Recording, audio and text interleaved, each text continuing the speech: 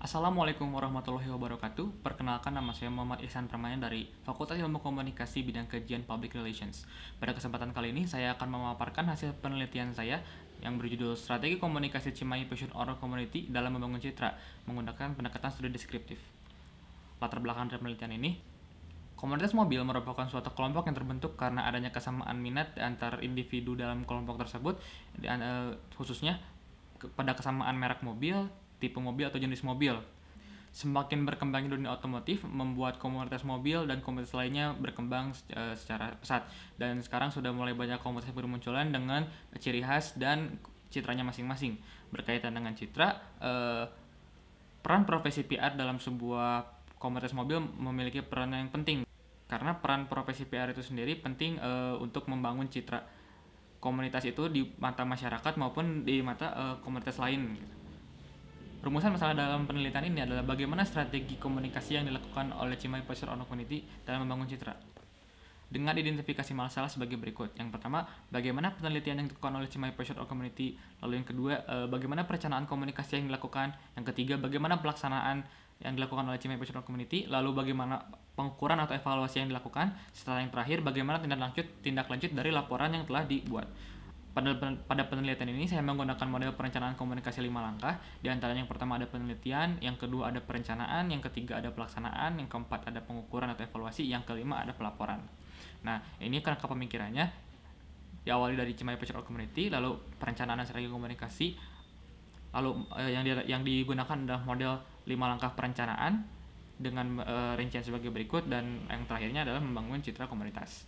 Nah, metodologi penelitian yang saya gunakan, metode penelitian adalah penelitian kuantitatif dengan pendekatan studi deskriptif. Artinya, pola pikir yang saya gunakan kuantitatif dengan data yang disajikan secara deskriptif. Paradigmanya positivisme, teknik pengumpulan datanya menggunakan wawancara, observasi, dan juga dokumentasi.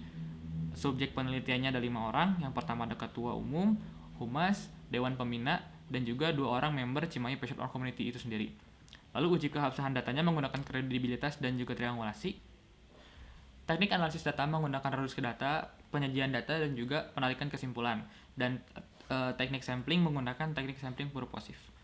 Masuk pada pembahasan, Cimahi Passion Oral Community atau biasa disingkat CIPOC, memang singkatannya membuat agak sedikit ambigu, tapi memang begitu adanya. Nah, Cimahi Passion Oral Community itu sendiri sebuah komunitas mobil Peugeot yang berdiri pada tahun 2016, tepatnya 23 Desember, yang bersekretariat di Jalan Kolonel Masuri Cimahi.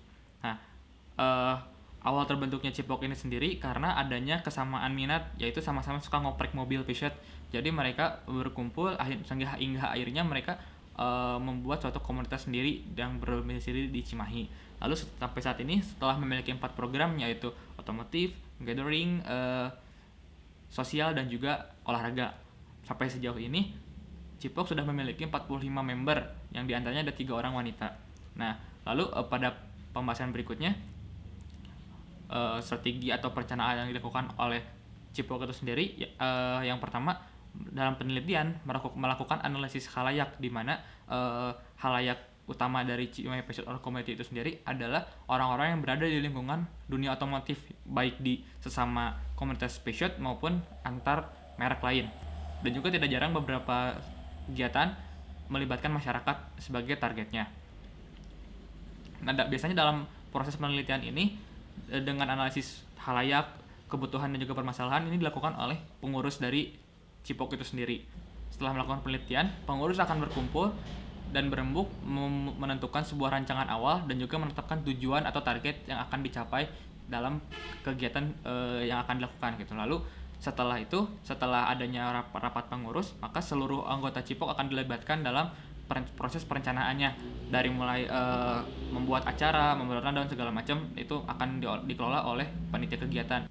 Lalu dalam pemilihan media yang digunakan adalah media sosial, ada 3. Yang pertama ada Facebook, Instagram, dan juga WhatsApp. Nah, dalam pemilihan komunikator ini tidak ada kriteria khusus untuk seorang komunikator dari CIPOC. Yang penting ia memiliki bakat dalam komunikasi yang baik begitu. Lalu dalam pelaksanaan ini merupakan implementasi dari rancangan yang telah dibuat. Nah, biasanya dari rancangan yang telah dibuatlah dalam bentuk flyer atau video juga untuk disebarkan atau didistribusikan informasi tersebut melalui media sosial yang telah ditetapkan. Dalam setiap kegiatannya, Cipok juga selalu menunjukkan ciri khasnya, baik dari cara berkomunikasinya, dari cara bergaulnya, dan juga sampai dari salam Cipoknya itu sendiri.